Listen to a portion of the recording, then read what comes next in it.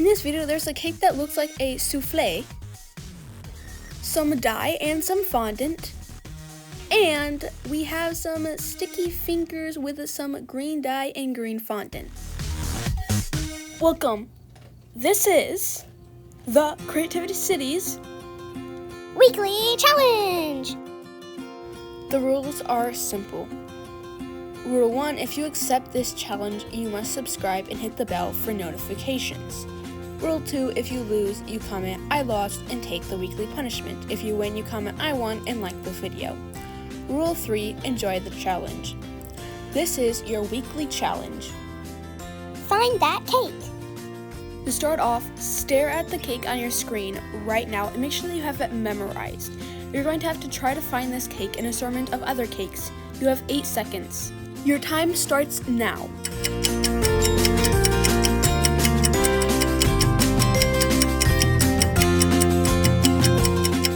Alright, your 8 seconds are up. This is where the cake was hidden. Were you right? Did you find the cake in time? If you're right, congratulations, you are a winner of this challenge.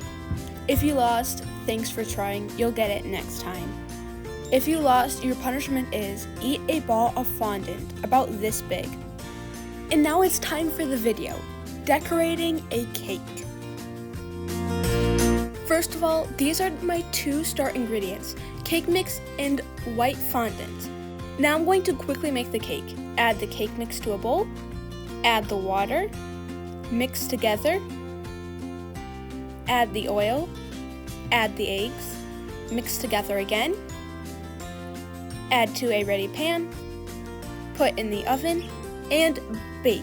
Also, is it just me or does the cake look like a rising souffle in the oven? Put in the comments what you think. Now the cake is done and thankfully does not look like a souffle anymore. And now I'm going to take the top of the cake off so that it's flat and smooth. Now that the cake is cut, we get to take this huge piece off. Wow, that's a lot of cake. I'm going to take my cake and set aside for now and start making my homemade frosting. For my homemade frosting, I'm grabbing a bowl and getting soft cream cheese, butter, vanilla extract, and a cup of powdered sugar. First of all, make sure that the butter and cream cheese are soft. When it is, go ahead and take the cream cheese packet and add it to the bowl. Also, if you're wondering exactly how much cream cheese, it's 8 ounces of cream cheese. 8 ounces of cream cheese. Now that we've got the cream cheese in the bowl, we can go ahead and add the butter. You're going to add 4 tablespoons of butter or about half a stick of butter. Now take a hand mixer and beat the cream cheese and butter together. Once you've got it nice and mixed together, you can go ahead and add a teaspoon of vanilla extract. Then go ahead and mix it again. Once you've got the 3 ingredients well incorporated, you can go ahead and add a little bit of your cup of powdered sugar in. Make sure only to add about 1/4 of it to start out with. And make sure you go slow with your hand mixer so that powdered sugar doesn't go flying. Once the powdered sugar is well incorporated, go ahead and add a little bit more. Then mix it again. Repeat this until the frosting is nice and soft and is sweet enough. And make sure that you keep the leftover powdered sugar. Now I'm going to take the frosting and just spreading it all around the cake to get a basic layer on top of it.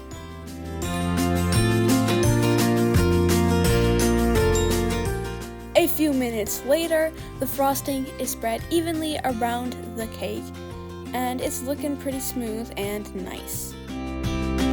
Now it's time for the actual fun part of decorating the cake. So I'm getting my fondant out and opening up the package. Once I've got it out of the package, I can start working it and massaging it so that it is easy to work with and that I can mold it and shape it. So give me a second and the fondant is ready to go.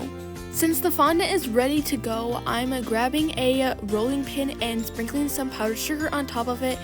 And give me a second and the fondant is all rolled out, ready to go on top of the cake. Now I'm taking the fondant off of the cutting board and it's sticking a little bit, so I have to be careful that I don't pull it up suddenly and it tears a hole in the fondant. So give me a second, and it's disattached from the cutting board and I can now put it on top of the cake. So here we go, adding the fondant on top of the cake. Now I'm just smoothing out the air bubbles in it and making sure that it's sticking to the frosting. Now the fondant is good, it's all trimmed and sticking, and now I'm going to whisk away the cake again. I had half of the fondant left, so I split the remaining fondant into a couple of piles, and now I'm coloring the first pile green. You'll see why in a minute. Now that the fondant is a lovely light green, I'm splitting this into more piles. Now I'm taking a pile and adding some more green so that the green fondant should be a darker green. Here's the darker green fondant. Now I'm adding some blue dye to make it even darker. Here's the darker green fondant now. It was a little bit sticky and I got a little bit of dye on my hands, but I got the fondant mixed. Now I'm taking a pile of the lighter green fondant and I'm rolling it to make it long and skinny. Then I'm taking a little bit of the darker green fondant and rolling it really thin.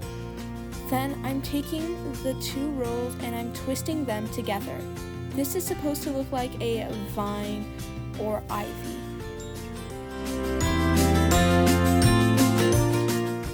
Then I rolled the fondant vine to make the two different color fondants stick together. I also cut off the end so it was a little bit neater. Now I'm adding the fondant vine on top of the cake, making sure that the edges drape down on the side of the cake. Now give me a second to make the other vines, and kaboom! I've made all of the vines and I've attached them all to the cake. Here's my other piece of fondant. Now I'm going to massage it a minute and it's ready to go again. I split it into 3 pieces and made a fourth by taking a little bit from each one. Then I took this fourth and smallest piece and added some green food coloring to it. I added yellow to another piece of fondant. I added blue to the next piece, and last of all, I added a little bit of red to the last piece of fondant. Then I mixed the food coloring and fondant together until the food coloring was well incorporated. And now give me a second and the food coloring will be completely incorporated, and now we have this beautiful pink piece of fondant. Now we're going to mix the blue, and now we've got a blue piece of fondant. Now we're going to mix the yellow, and now we've got this beautiful lush yellow fondant, and now we're going to mix the little last piece of fondant with green food coloring, and we've got this little piece of green fondant. Now we've got all 4 pieces of the colored fondant. Now I'm taking the blue fondant and splitting it evenly into about 6 pieces and rolling them all into balls. Now I've got all the balls rolled and I'm flattening the pieces. Now that I've got all these flat circles, I can take 2 and I'm just rolling them around each other. If any of you watched my video making a polymer clay rose, you'll know exactly what I'm doing. I'm using these circles as petals and rolling them around each other to make a rose. And now I'm adding the last petal and I've got this beautiful fondant rose. Now I'm going to take the green fondant and I'm going to make a leaf. I can simply make this leaf by rolling the fondant into a leaf shape and using the icing knife to create the leaf details.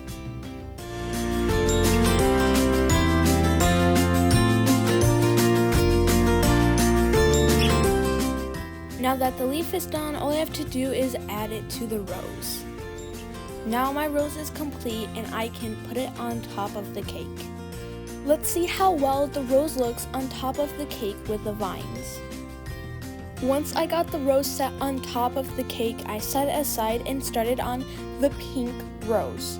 Now that you know what I'm going to do, I'm going to speed forward, and here's my pink rose with the green leaf, and I'm adding it right next to the blue rose. Now that I've got the pink rose situated, I can push the cake away and start on the yellow rose, and give me a second, and the yellow rose is finished and all the fondant is gone. I set the yellow flower in between the pink and the blue so that I have 3 flowers on top of my cake. Here is a full view of my finished cake. I think it looks absolutely beautiful. I really like how it turned out. It took a lot of work, like more than you would ever guess, to finish this cake, but I think it was really worth it because it looks beautiful and it's a masterpiece. Also, just so you know, it tastes as good as it looks. Also, just an FYI, I added something a little bit special at the end because I had some extra powdered sugar, so I added some powdered sugar on top of the cake to make it look a little fancy. This is how it looked.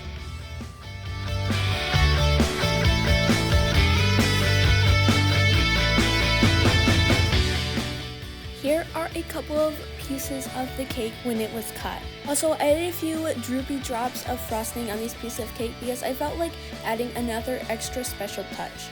Thank you for watching. Also, don't forget to subscribe if you like this video. And also, I don't have any merchandise right now, but I will later. Also, please like and share this video.